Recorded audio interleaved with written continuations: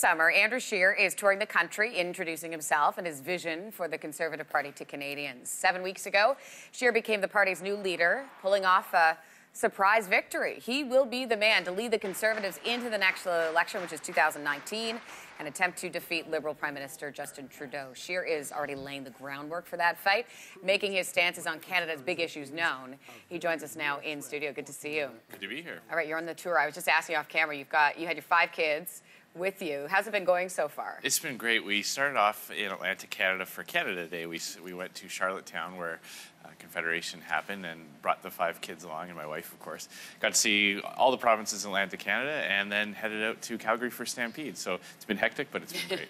Yeah, with 5 kids, I'm sure. 6-hour flight from St. John's to Calgary. How'd that go? Not bad. Not bad. The last 2 hours are a little stressed. That's always what it is, isn't it?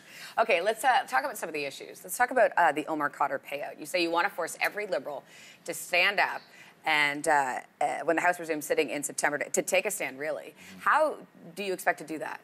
Well, we're going to be proposing a motion, and it'll call on the government, call on members to express their position on this. And if you've been following the story, the rationale by the Liberal government, it keeps changing. First, it was saying that they had to make this payout because the charter says so, and then they said, well, it was because of a Supreme Court case. But of course, there is no court case ordering the government to make this payout, and they said that it was to save taxpayers' money. But nobody believes that Justin Trudeau is trying to save taxpayers' money when he's running these massive deficits. So we're going to have a debate in the House of Commons where Conservatives will be expressing our sympathy for the real victims in this whole tragic ordeal, and that's the Scheer family, the family of Christopher Scheer, the medic who was killed on the battlefield, and admittedly, and Omar Khadr has confessed to doing that. So that's who our sympathies are with, and that's who we'll be standing up for, in addition to our armed forces and our veterans who have fought to protect the very rights that Omar Khadr is now claiming to benefit from.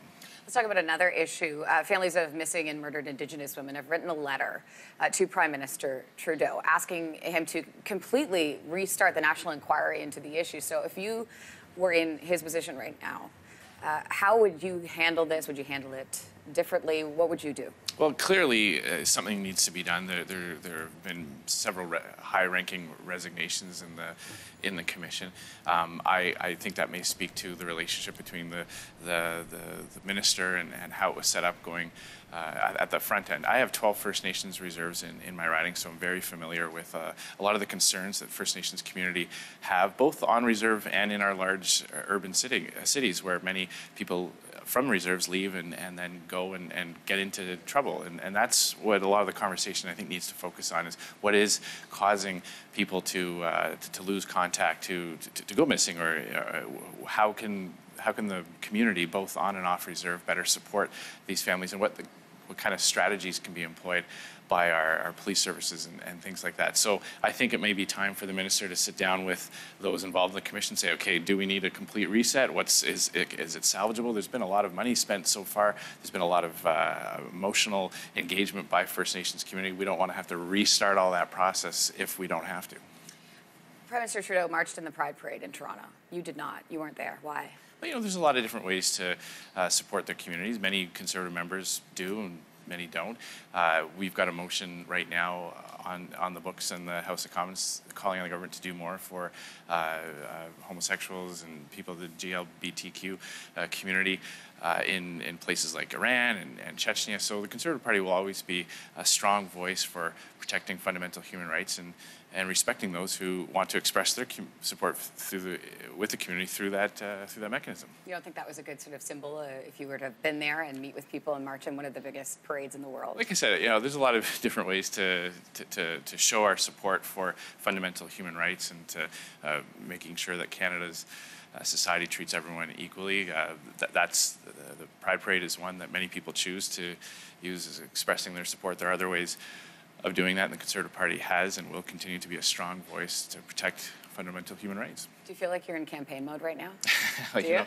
For me, the leadership campaign started September 28th, and it was about 8 months for me. Some of my fellow candidates were in it for over a year, and the leadership vote was the 27th of May. The House of Commons was back on the Monday, and now it's just been a whirlwind since then. We've got 2 years to make a case to Canadians about how the Conservative Party can make Canada's economy more dynamic and restore some sanity for taxpayers.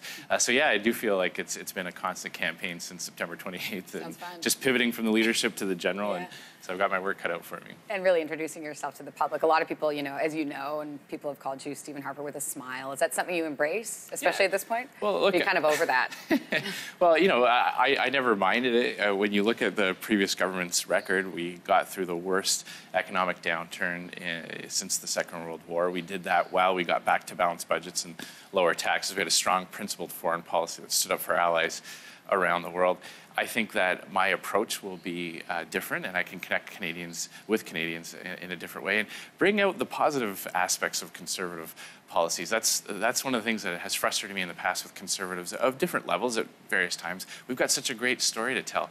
You know, what's better for low-income Canadians than a Conservative Party that's always focusing on increasing prosperity, attracting investment, making it easier for businesses to hire and expand?